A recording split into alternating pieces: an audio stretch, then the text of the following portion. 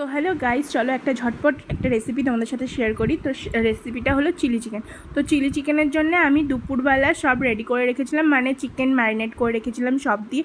তো দেখো এখন আমি পকোড়া স্টার্টও করে দিয়েছি, আর যত রকমের সস লাগে ক্যাপসিকাম পেঁয়াজ সব কুটে রেখে দিয়েছি। তো আমার পকোড়া করা হয়ে গেছে। এর মধ্যে একটু শুকনো লঙ্কা ফোড়ন দিয়ে, এখানে পেঁয়াজ রসুন কাঁচা লঙ্কা কুচি করে দিয়ে একটু হালকা ভাজা ভাজা করে তারপর ক্যাপসিকাম আর পেঁয়াজটা কেটে দিয়ে দিয়েছি, একটু লবণ আর একটু চিনিও দিয়ে দিয়েছি। তারপর হালকা হালকা একটু ফ্রাই হবে, ততক্ষণ চলো আমি সসটা রেডি করে নিই। তো এখানটা আমি chilli sauce, soya sauce, tomato sauce, vinegar সব দিয়ে একটা সস রেডি করছি। তো এখন দেখো সবকটা দিয়ে ভালো করে মিক্স করে নেব।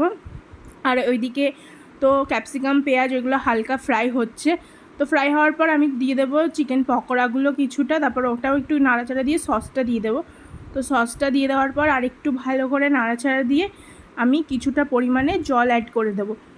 জল অ্যাড করার পর এখানটায় একটু এবার হবে, হালকা ফ্রাই হবে। তো ততক্ষণ চলো একটু চিকেন পকোড়া উঠিয়ে রেখেছিলাম, সেটা একটু খেলাম, বেশ টেস্টি হয়েছে। তারপর আমি নামিয়ে দিলাম। এই যে আমার রেডি, সার্ভ করে দিয়েছি।